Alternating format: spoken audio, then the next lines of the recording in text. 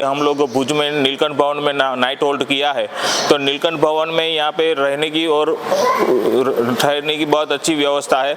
आपको अगर आप आपके फैमिली के साथ यहाँ पे आ रहे हैं तो आपको प्राइवेट कमरे मिलेंगे, प्लस अगर कोई इंडिविजुअल पर्सन भी आता है तो यहाँ पे डॉर्मेट्री का उसका भी अरेंजमेंट है। यहाँ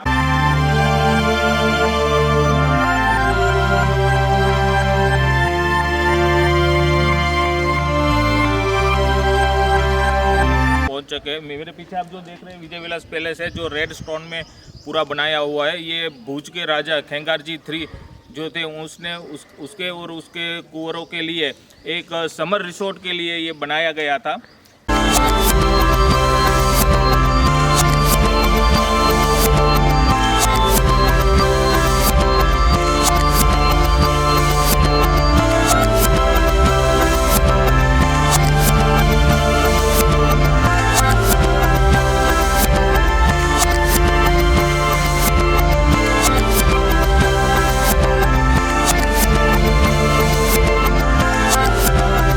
बीच का थोड़ा दिखाता हूँ।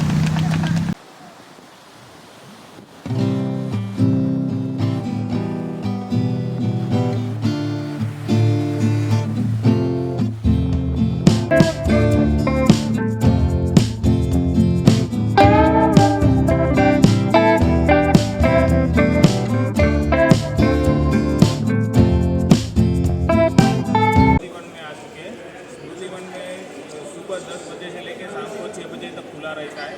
स्मृति वन में आपको एंट्री का आपको पर हेड 300 रुपये का चार्जेस है।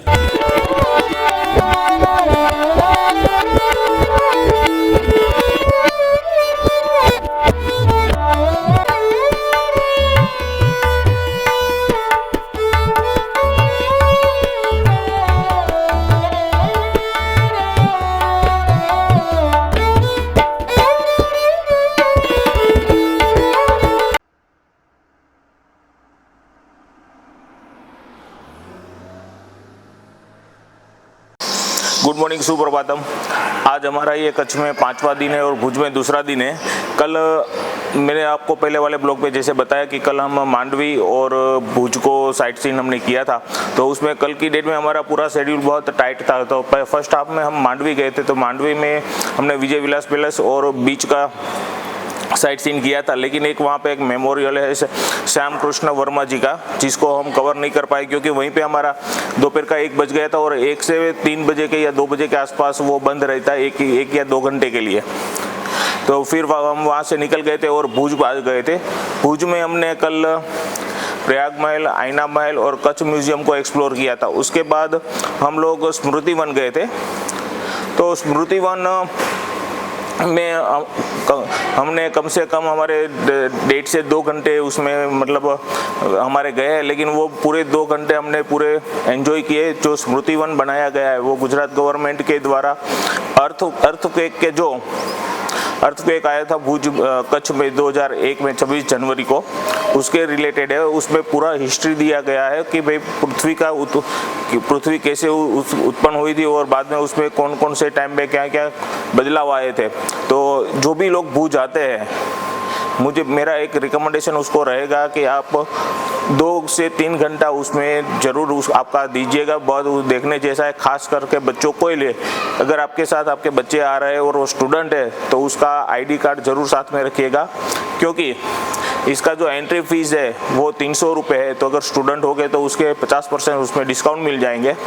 अगर आप लोग बॉलीवुड के पिक्चर वो सब देखते हैं और उसमें 300, 400, 500 रुपये का टिकट देके 2 से 3 घंटा निकालते हैं, वैसे ही सेम इसमें भी दीजिएगा। इसमें देने से आपको उसमें भूकंप का क्या है, किस तरह से होता है और इस पे क्या क्या इफेक्ट होते हैं, और बाद में 2001 का जो भूकंप हुआ था उसमें गवर्नमेंट ने क्या रोल निभाया,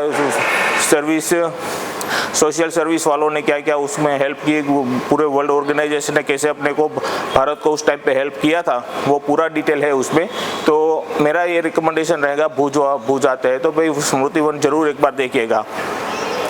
कल भुज में भी हम लोगों का 2 से 3 साइट सीन है वो छूट गया। जैसे मैं आपको बता दूं कि एक तो जो स्मृति वन है वो भुजिया डूंगर के ऊपर है, तो उसके ऊपर का एक सनसेट पॉइंट है, वहाँ पे हमारा जाना छूट गया है। एक भारतीय कला केंद्र करके है, एक वो छूट गया है, और एक वंदे मातरम या वंदे भारत करके है ऐसा, तो वो भी छूट गया है। और ऐसा ट्राई करेंगे आज अभी हम भावनगर रिटर्न के लिए रिटर्न निकल रहे हैं, अगर उसमें से कोई एक या दो स्पॉट्स कवर पाए तो कवर करने की ट्राई करेंगे। आज हमारा प्लानिंग का बात करूँ तो अभी हम यहाँ से भुज से निकल के हमारे घर भावनगर की ओर चल पड़ेंगे, और बीच में अंजार एक है जो हिस्टोरिकल और रिलीजन प्लेस है, उसको कवर करेंगे, और एक कबराव है जो रिलीजन प्लेस है, उसको भी कवर करेंगे। तो चलिए इस ब्लॉग में हमारे साथ जुड़े रहिए। अभी हम यहाँ पे नीलकंठ भवन में ब्रेकफास्ट कर रहे थे, तभी उसी टाइम पे मुझे डॉक्टर प्रवीण भाई साहब मिले हैं, जो मतलब उसके साथ में मैंने कहीं से टाइम पे बात किया तो मेरे को ये जानने को इन्फॉर्मेशन मिली कि वो भी ट्रैवलिंग के बहुत बड़े शौकीन है, और उसने पूरा बहुत सारा ट्रैवलिंग किया हुआ है। तो मैं डॉक्टर प्रवीण साहब को बोलता हूँ वो थोड़ा उसका एक्सपीरियंस हमसे शेयर करें। और प्रवीण साहब का भी एक यूट्यूब चैनल है, और उसने एक गुजराती में बुक भी ट्रैवलिंग के ऊपर लिखा हुआ है, तो उसका थोड़ा इन्फॉर्मेशन दे। सर હેલો, હું પ્રવીણ શાહ, મેં પ્રોફેસર તરીકે જોબ કરેલી છે એન્જિનિયરિંગ કોલેજમાં, હાલ રિટાયર્ડ છું। ફરવાનો શોખ ઘણો છે, એટલે ગુજરાતમાં ગુજરાતની બહાર ફરું છું અને ફરવાની મજા આવે છે। ફરીને હું જ્યાં ફરીને આવ્યા હોય એના વિશે વર્ણન પણ લખું છું મારી પાસે, એટલે સચવાયેલું રહે, કોઈને વાંચવું હોય તો કામ લાગે। આ બધાનો ઉપયોગ કરીને મેં એક બુક પણ લખી છે, ચાલો ગુજરાતના પ્રવાસે, ગુર્જર પબ્લિકેશન દ્વારા પ્રકાશિત થઈ છે। તો એ બુકમાં અમે ગુજરાતના બધા જોવાલાયક સ્થળોની માહિતી આપી છે ફોટાઓ સાથે। આ સિવાય હું એક બ્લોગ પણ લખું છું, એનું એડ્રેસ છે praveensha47.wordpress.com। એમાં પણ ફરવાને લગતું અને મોટિવેશનલ વાતો મેં ઘણી લખી છે। તો આ બધું કરવામાં મજા આવે છે, મને મજા આવે છે, વાંચનારાને પણ મજા આવે। તમારા કંઈક સજેશન હોય તો પણ મને કહેજો, તો એમાં ઇન્ક્લુડ કરશું। અને આ રીતે આપણે ગુજરાતને, ગુજરાતના બહારના પ્રદેશો, ભારતને આપણે સારી રીતે જાણીશું। Thank you Shah sir.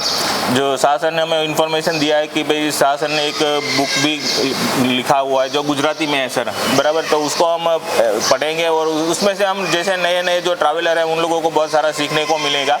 तो शाह सर थैंक यू, एक छोटा सा इंटरव्यू देने के लिए हमारी चैनल को धन्यवाद।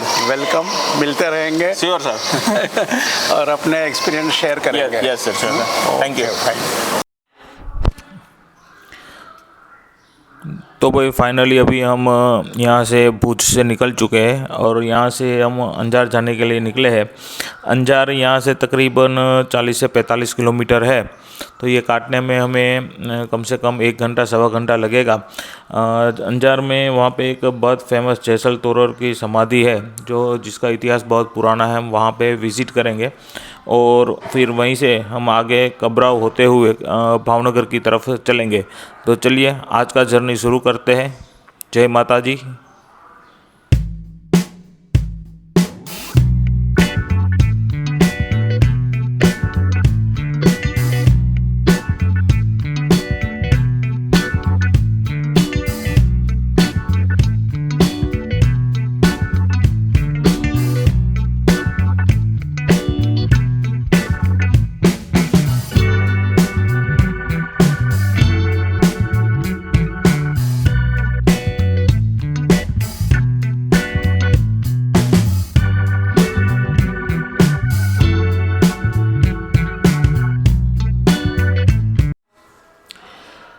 अभी हम फाइनली अंजार पहुंच चुके हैं जैसल तोरर की समाधि पे। जैसल तोरर समाधि का हमने दर्शन कर लिया है, लेकिन हम आपको इसके वीडियो दिखा नहीं पाएंगे क्योंकि यहाँ पे अंदर की साइड में कैमरा और वीडियोग्राफी अलाउड नहीं है, तो जिसकी वजह से हम कुछ रिकॉर्ड नहीं कर पाए हैं। ये अभी हम आपको बाहर का ही दृश्य दिखा रहे हैं। अब यहाँ से हम कबराव जाने के लिए निकलेंगे। कबराव भी यहाँ से तकरीबन 50 किलोमीटर के आसपास है, तो यहीं से फिर कबराव जाएंगे, कबराव से फिर आगे जैसे मैंने बताया भावनगर की ओर चलेंगे। तो चलिए अब कबराव चलते हैं।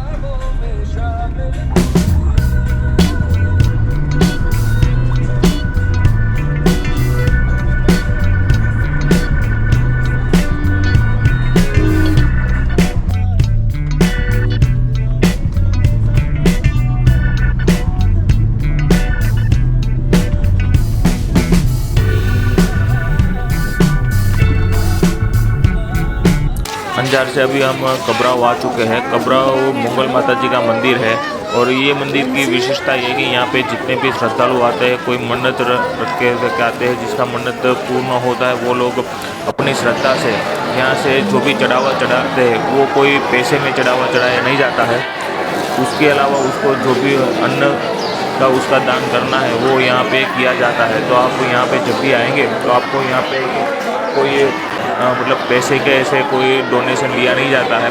हाँ, आप प्रसाद के रूप में यहाँ के बाहर की साइड से दुकानों से आप जैसे चावल है, शक्कर है ये सब लेके यहाँ पे चढ़ावे में चढ़ा सकते हैं। जो यहाँ पे मंदिर के द्वारा एक भोजनशाला चलाई जाती है जिसमें सभी श्रद्धालुओं को प्रसाद दिया जाता है, वो उसी में उपयोग किया जाता है। यहाँ पे ये मंगल माता जी का जो मंदिर है इसमें बहुत लोग श्रद्धा रखते हैं और वो अपनी मन्नतें पूर्ण करने आते हैं। तो अब अभी हमने भी यहाँ पे दर्शन हमने कर लिया है और अब यहाँ से हम हमारे आगे का जर्नी भावनगर के लिए शुरू करते हैं।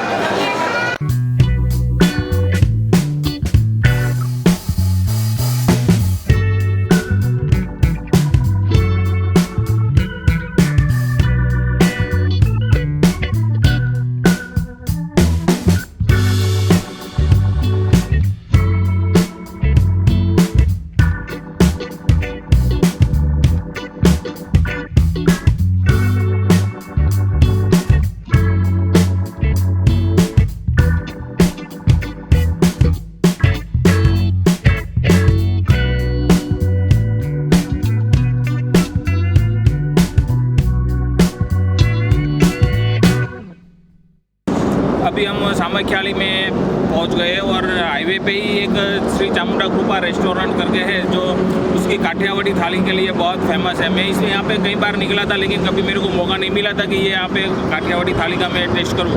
तो आज स्पेशल उसके लिए लंच करने के लिए यहाँ पे रुके हैं और इसका टेस्ट करते हैं। चलिए। तो वही फाइनली हमने यहाँ पे चामुंडा कृपा रेस्टोरेंट है उसमें हमने काठियावाड़ी थाली मंगाई थी और हमने लंच किया है। मैंने लंच का कोई वीडियो रिकॉर्डिंग नहीं किया है क्योंकि बाद में आसपास में दूसरे जो कस्टमर होते हैं वो भी डिस्टर्ब होते हैं, इसलिए मैंने वो कोई रिकॉर्डिंग नहीं किया था। लेकिन मैं आपको बता दूं कि आप जब भी कभी यहाँ से निकलते हैं तो यहाँ का जो काठियावाड़ी थाली है उसका ज़रूर टेस्ट कीजिएगा। ये बहुत फेमस है और इसका जो थाली है उसमें कम से कम आपको 20 से 25 वैरायटी खाने की मिल जाएगी। और ये जो यहाँ पे स्टाफ है वो बहुत अच्छा है और बहुत प्रेम से आपको खाना खिलाता है। तो कभी भी आपका जब भी इस रूट से निकलना हो तो आप यहाँ पे आपका लंच का प्लानिंग कर सकते हैं।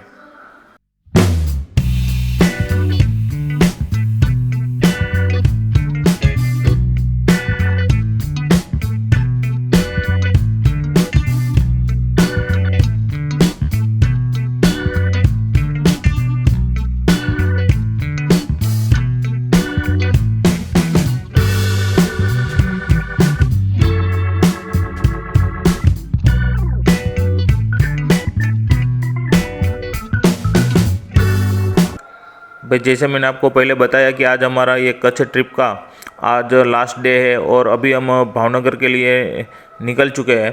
तो मैं आपको ये हमारा कच्छ ट्रिप का ऐसे ही छोटा सा ब्रीफ दे दूँ। तो इस तरह से कि जब हम भावनगर से निकले थे तब हमारा कुछ प्लानिंग पहले ऐसा था कि हम पहले भुज चले जाएंगे और भुज को सेंटर बना के बाद में वाइट रन है, आशापुरा माता जी का मंदिर है, मांडवी है, वो सब एक्सप्लोर करेंगे। लेकिन बाद में जब हम मोरबी को क्रॉस किया फिर वहाँ से हमने एक प्रोग्राम चेंज किया था और वहाँ से फिर हमने डिसाइड किया कि हम पहले सफ़ेद रन को एक्सप्लोर करेंगे, जिसके लिए हम उस टाइम पे डायरेक्ट पहले धोलावीरा चले गए थे और धोलावीरा को पे नाइट होल्ड किया था और बाद में वहाँ से हमने सफ़ेद रन है, काला डूंगर है, उसको एक्सप्लोर करके हम लोग वाइट रॉन देखने के लिए कोरडो पहुंचे थे। और कोरडो में भी वहाँ पे आपको ख्याल ही है कि भाई एक वीआईपी मूवमेंट होने वाला था, तो उसकी वजह से कोरडो को और इसका जो धोलावीरा का हड़प्पन संस्कृति का जो सिविलाइजेशन है उसको हम प्रॉपर एक्सप्लोर नहीं कर पाए थे। और दूसरा नाइट हमने आशापुरा में किया था, जहाँ पे हमने आशापुरा में नाइट होल्ड करके दूसरे दिन माता जी का दर्शन करते हुए बाद में नारायण सरोवर, कोटेश्वर और सीमा दर्शन करते हुए लखपत के फोर्ट गए थे। और फोर्ट के बाद डायरेक्ट फिर हम भुज आ गए थे और भुज में नीलकंठ भवन में हमने नाइट स्टे किया था। नेक्स्ट डे हमने फिर वापस मांडवी को एक्सप्लोर किया और सेकेंड हाफ में भुज में हमने प्राग महल, आईना महल और कच्छ म्यूज़ियम को एक्सप्लोर किया था। और बाद में रात को स्मृति वन गए थे, जहाँ पे वहाँ पूरा जो 2001 में अर्थक्वेक आया था उसका पूरा हिस्ट्री है और अर्थक्वेक और उसकी बहुत सारी इन्फॉर्मेशन वहाँ पे अलग अलग 7 गैलरी में दिखाई गई है, जिसको हमने पूरा देखा था। तो ये हमारा अभी एक छोटा सा ट्रिप था, जो इसको हम स्टेप बाय स्टेप वीडियो में कन्वर्ट करके इसमें आगे डाला हुआ है। तो आपने ये सब वीडियो देखे होंगे।